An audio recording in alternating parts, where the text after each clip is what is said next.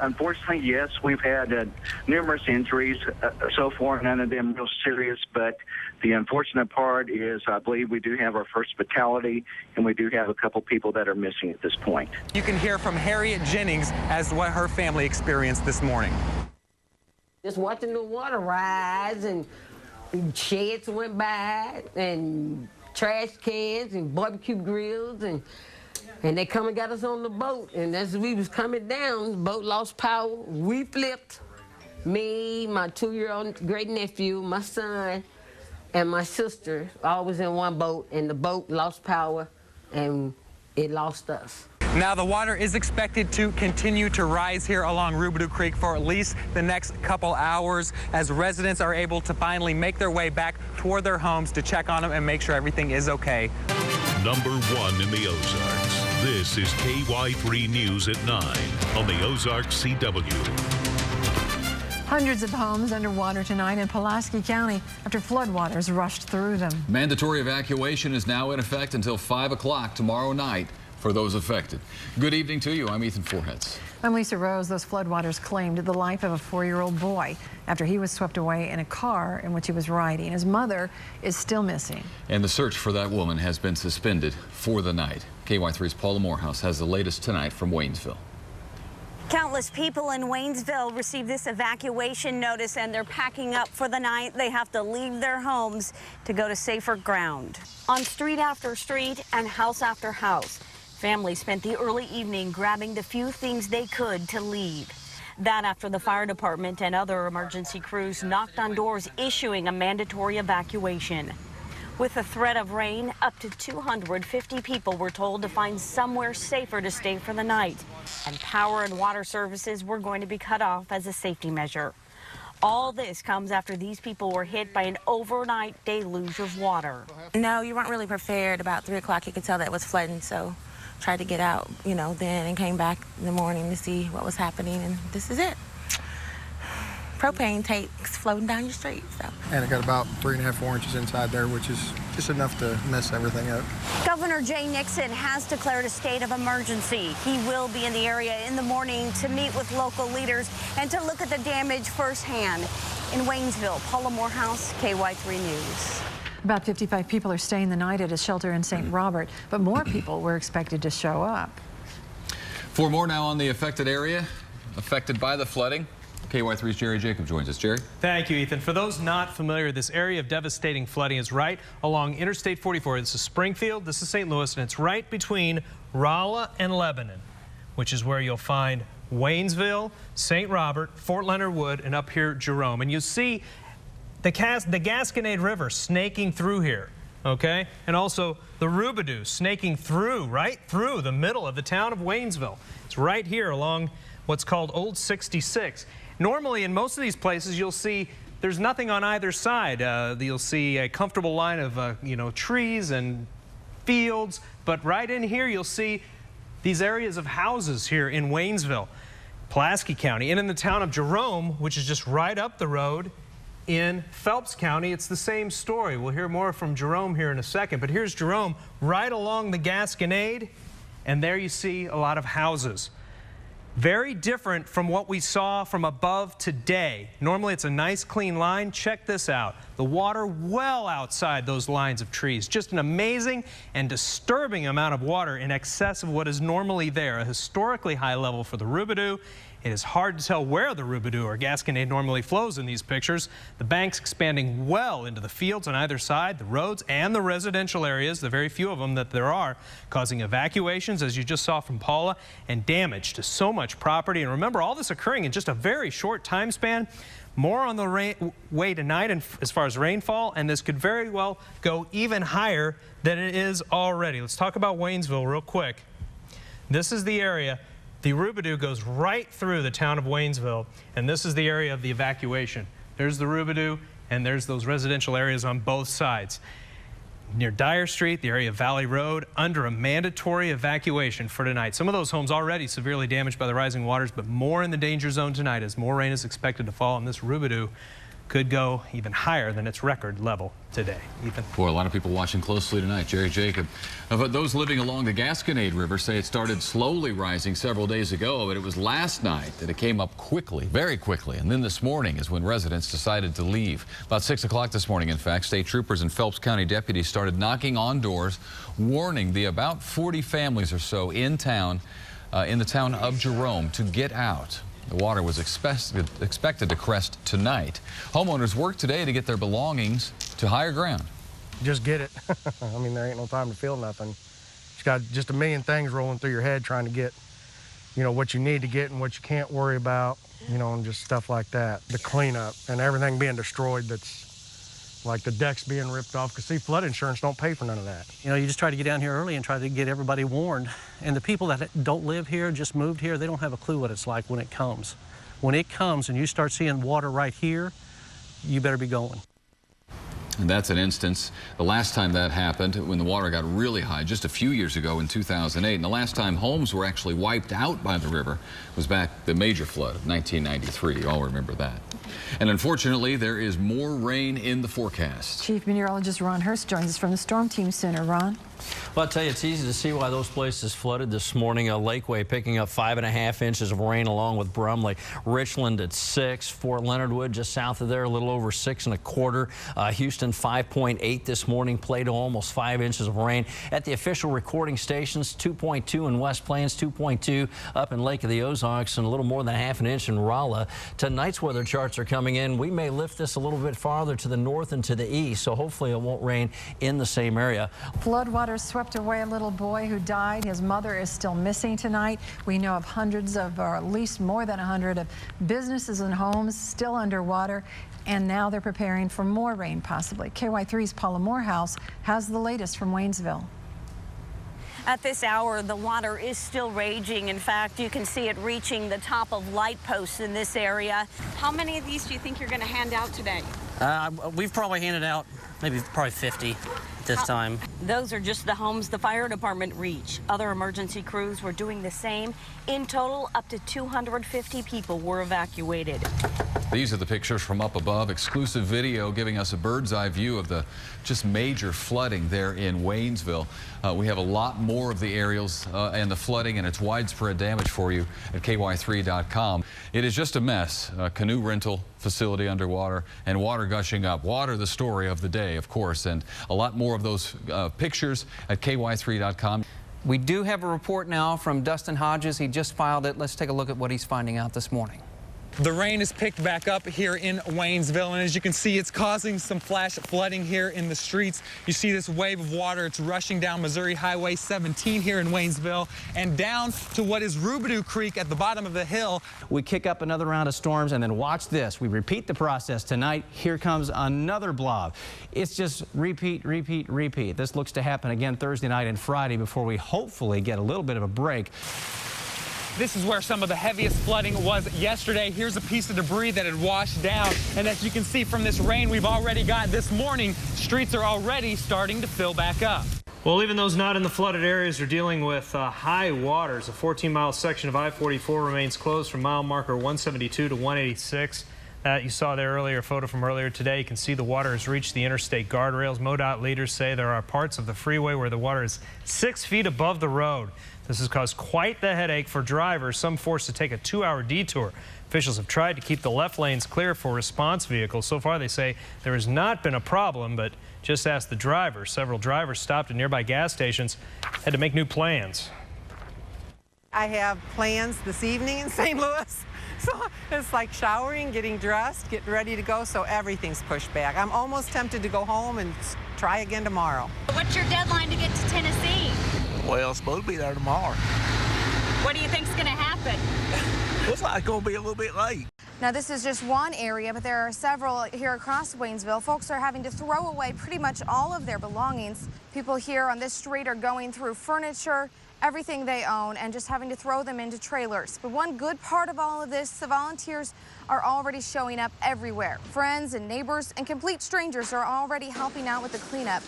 At the Red Cross shelter at the St. Robert Community Center, donations have poured in, with volunteers sorting through piles and piles of donated clothing and other household items so flood victims will be able to easily find what they need. In an effort to relieve some of the flooding, rain had raised the level of the lake to a foot above the maximum level of 660 feet. This morning's release was delayed because emergency crews evacuated homes and campsites along the Osage River. Before they did that, the event drew a crowd. But guess what? Front stays in the area. Here's Friday afternoon. And here's Friday night. The pattern just won't break. And so where exactly these bands set up from night to night is a little challenging, and it's a day-to-day issue. People were hanging on to trees. People were on top of their mobile homes. Early morning escape. Dozens in Hollister forced from their homes by the flooding. The close call some had in keeping their heads above water. Plus, waiting and watching in Jerome, the Gasconade crested higher than expected, flooding dozens of homes there, and more rain could be on the way. Good evening to you. I'm Emily Wood. And I'm Jerry Jacob in for Ethan. A third day now of torrential rainfall, more roads out, more evacuations. Today, one of the hardest hit areas was Hollister. Our team coverage continues tonight as devastating floods affect even more people. Plus, we have new information on the little boy swept away in the flash flooding in Waynesville Tuesday. Also, Chief Meteorologist Ron Hurst is tracking the next round of storms. It's not over yet, folks, but we begin with KY3's Linda Russell in Hollister, where about 50 homes had to be evacuated this morning. It was around 3:30 to 4 o'clock this morning. The Turkey Creek came up faster and higher than anyone around here expected, causing serious flooding damage on both sides of the creek. The fire department tells us about 50 homes had to be evacuated. Dozens of people had to be rescued. There's some miraculous and devastating stories like those in the Hidden Valley Mobile Home Park. It was a very close call at Tracy and Ricky Nelson's house. A loose mobile home knocked theirs off its blocks, and they had to get out. That's when I busted my window and shoved my kids to the roof. Ricky and his friend Chris then tried to help Tracy to the roof. He had me by the hand and had my foot on the top of the screen door to pull on that. A branch broke and knocked both of us into the water. This is the spot where Ricky's wife Tracy and his friend Chris clung to life, hanging onto the basketball goal in the rushing water that at that time was about 10 feet deep. Firefighters' attempts to reach them by boat failed when the boat flipped. Walking on roofs, they were finally rescued. There were debris hitting my legs, hitting all over, all the whole time, and, just hold on and pray. That's what I did. My wife and both of my kids are perfect. My landlady's going to take care of me. People there are picking up the pieces, attempting to start over, but the rising waters are causing some problems. KY3's Ashley Reynolds continues our team coverage tonight. The situation here in Waynesville is expected to get worse before it gets better. Folks that live here along Valley Road, as you can see, are expected to get more water. Here in just a few hours, they're asked to leave their homes. But perhaps it says something about the people here in Waynesville because they're using this time to clean up. As you can see, the water lines up on the wall. That's basically where the water was all through the house. Time is of the essence. Victims are cleaning up before they must leave again. Consider it a head start to remove belongings and even rip out the carpet before water reaches these homes again. How are you doing? Tired. Frustrated, but, no one was hurt, so, that's the main thing. Yeah, it's thousands and thousands of dollars, and I'll just be straight with you, because we're not in the floodplain, we don't have flood insurance. Flood victims I talked to hope some type of assistance will be made available to them. People who live along the Gasconade in Jerome still can't reach their homes. The river flooded that area Wednesday, and it isn't over yet.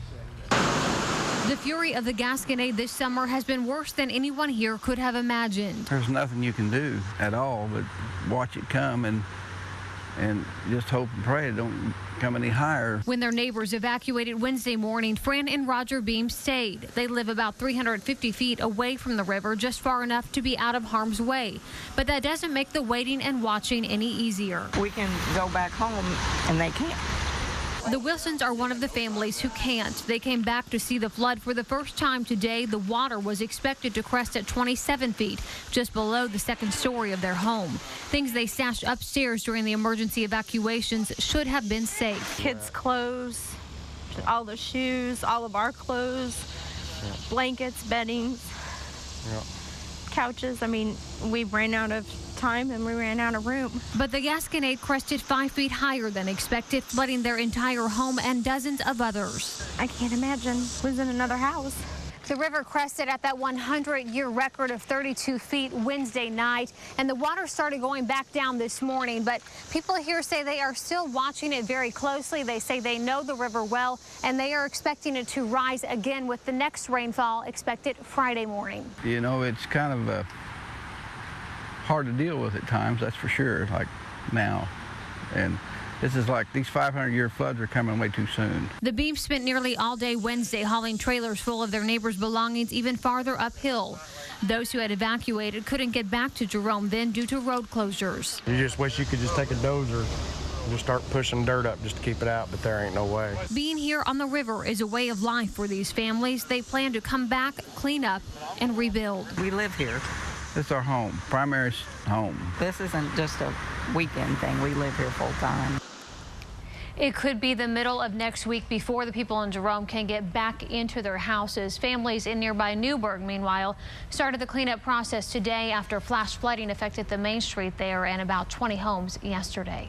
You grew up there. Have you ever seen anything like this? No, I haven't. In 2008, the water got pretty high in the Gasconade. They did have to close that main bridge for a while that connects Dixon to Rolla to the interstate, but nothing like this. It is historic. Well, It's after tough. the drought we had last summer, then all this rain this year, and more could still fall over the next few days. Get a break. Chief Meteorologist Ron Hurst tracking it all for us from the Storm Team Center. Ron? Yeah, we were looking at some radar estimates of rainfall, and there's some chunks of Laclede County and Pulaski County that picked up 20 inches of rain this week. This is KY3 News at 6. I'm here, Aunt Doris. I'm right here. There she is. Told you she was okay. Thank you. I'm so glad you're okay. Round after round after round of storms pushing up rain totals, and now a new level of misery for those who've been flooded out of their homes. The situation here is expected to get worse before it gets better. Folks that live here along Valley Road have been asked to leave their homes here in a few hours in fear of the rising water. Perhaps it says something about the people here in Waynesville because they're not sitting around. They're cleaning up. Everything in this family room, from the computers, TVs, the Coca-Cola, all the toys, bedding, all this was soaked. This probably had the most water as it came in through the door. Andy Anderson is starting over. It probably came up about 2 foot in here. It's a common problem. They called me from Springfield today and told me my claim was denied. Everything that was wet, they put in this room with a dehumidifier. And those with flood insurance say it's not a saving grace. This was the water line. John Washburn got the coverage when his basement flooded a few years ago. And we've paid for that insurance for many years under the assumption that if this was ever to happen again, we'd be covered. He says he'll have to pay for most of this mess out of pocket. My heart is that for the people of Waynesville, I have flood insurance and I have to pay. And I know there's many homes in Waynesville that were flooded or even destroyed. Is it flood insurance or not? Flood victims I talked to hope some type of assistance will be made available to them. She was standing on the back block right here on the 2x12, and I was in between the trees. One rescue attempt failed when the boat flipped, but by walking on roofs, they were helped to safety. And one of them guys just bailed off in there and swam her back to the side of the trailer, and we pulled her up. The mobile home that was sitting here floated clear to the other end of the street, and it's the one that hit Ricky and Tracy's home. While the home that was sitting here next to it completely washed away, it's gone into Turkey Creek. I think it just disintegrated as the creek took it. About 10 homes in the mobile home park are destroyed. Tracy and Ricky and their 2 kids also lost both their vehicles down the creek, but they're thanking God for sparing their lives. There's the answer. You know, that's thanks to Church Army. Made me believe. We all survived, and if all we got out with our lives, I thank God, and that's, you know, we can't replace none of us. Ricky and Tracy, their kids, and other families are staying at the New Beginnings Fellowship Church, the Red Cross shelter that is set up there. At last count, about 30 people staying there to get those immediate needs taken care of as these flood victims start to rebuild their lives. We're not done with the heavy rain yet. No, another round again tonight. Ron Hurst joining us now from the Storm Team Center with another wave of storms. Well, Jerry and Lisa, I have some updated information for you right now. The National Weather Service has issued a severe thunderstorm watch for northern Arkansas, all of northern Arkansas, until 7 o'clock tonight. Now, this is bad news, not only because we